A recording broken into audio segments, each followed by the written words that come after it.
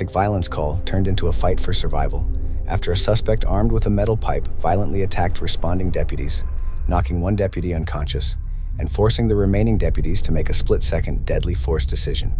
On April 10, 2021, deputies with the Winnebago County Sheriff's Office responded to a domestic violence investigation in Rockford, Illinois. At approximately 11:30 that morning, deputies met the victim at a Casey's General Store near the intersection of Mulford Road and Harrison Avenue. He said, "Why you talking to me back? Why you talking to me back? Man, stop hitting me. Stop hitting me." Where did he hit you? He hit my head. I have a blood here. And then my over here, so I have a bed. Okay. With a closed fist? Or No? did he hit you with a closed fist? Yeah.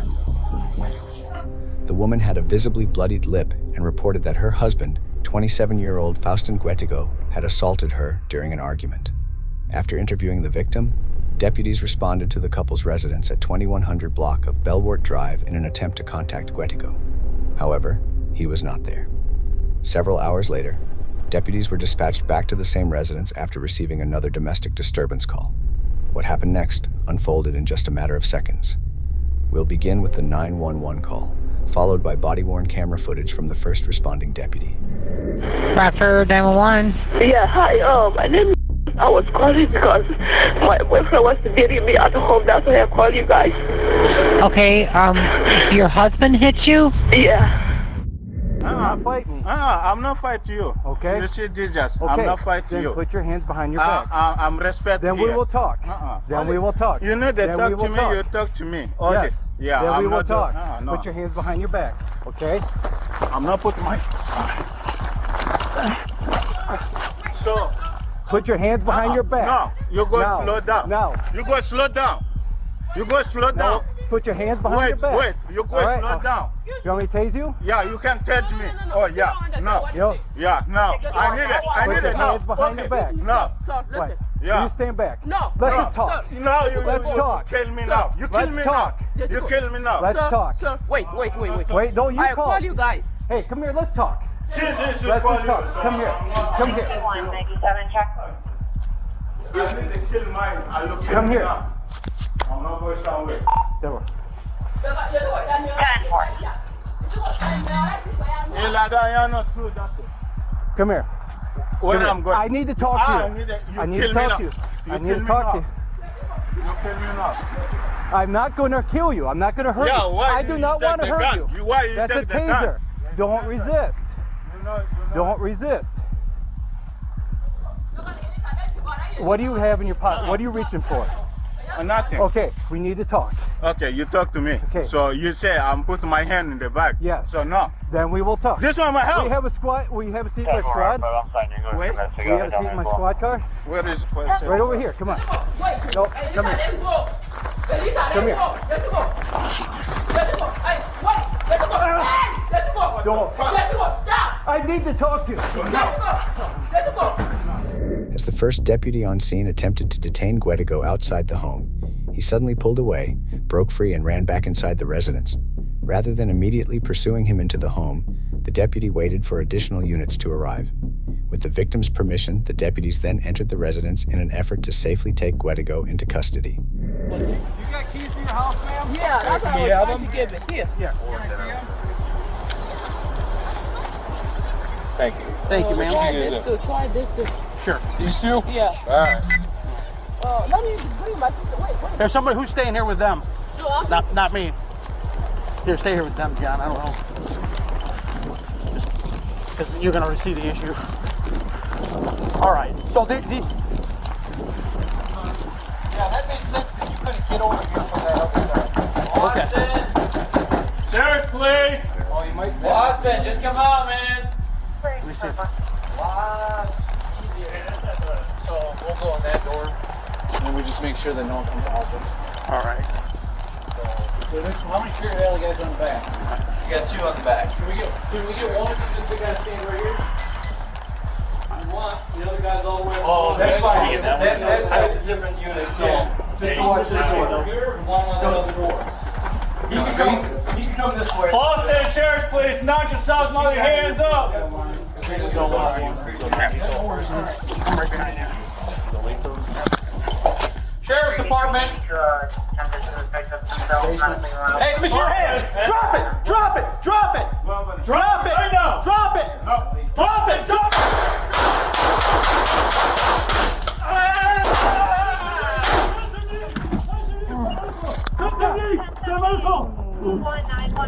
Let's pause the video here. When the responding deputy attempted to detain Guetigo outside the residence, he suddenly pulled away, broke free, and retreated back inside the home.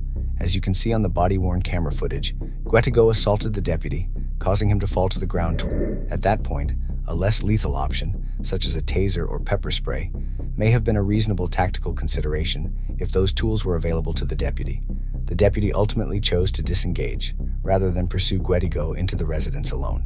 He then maintained his position, while additional deputies arrived before making entry. Based on the information available at the time, waiting for backup before entering an unfamiliar residence helped reduce unnecessary risk and was a reasonable tactical decision. Once inside the home, however, the situation changed in an instant.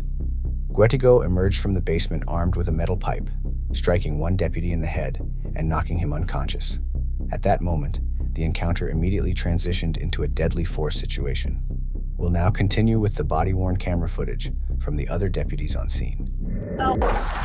He can come this way. Boston Sheriff's Police, not just saws mother, hands up. Going to you. Go non-lethal first. Sheriff's Department. Hey, Mr. Hands, drop it, drop it, drop it, drop it, right now, drop it. Boston, drop it.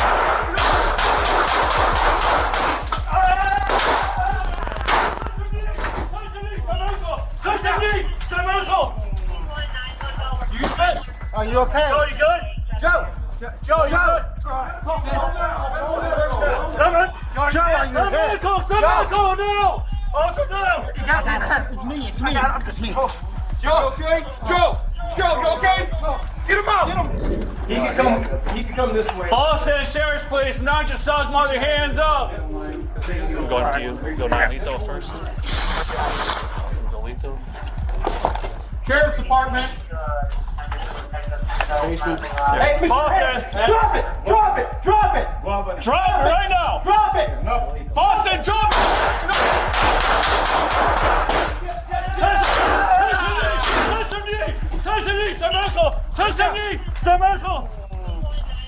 You good? Are you okay? Joe, you good? Joe, you good? Someone? Joe, you good? Send medical now! Also down! You got that. It's me. Joe, okay? Joe, you okay? Go. Get him out! Get him, hold him! Put cuffs on him! I got cuffs on him! You gotta push me forward, I can't! Put cuffs on him! Ah, you're getting me, dude! Stop! You're getting me! You're getting me! He's pulling my hand away! Put your hands behind your back! Stop resisting! Get Joe out! Got one on! Give me another one! Give me another hand! Give me another hand! Is he cuffed? No, he's not cuffed. Give us your hands! Stop resisting! Give us your hands! Now! I got his hand. Okay.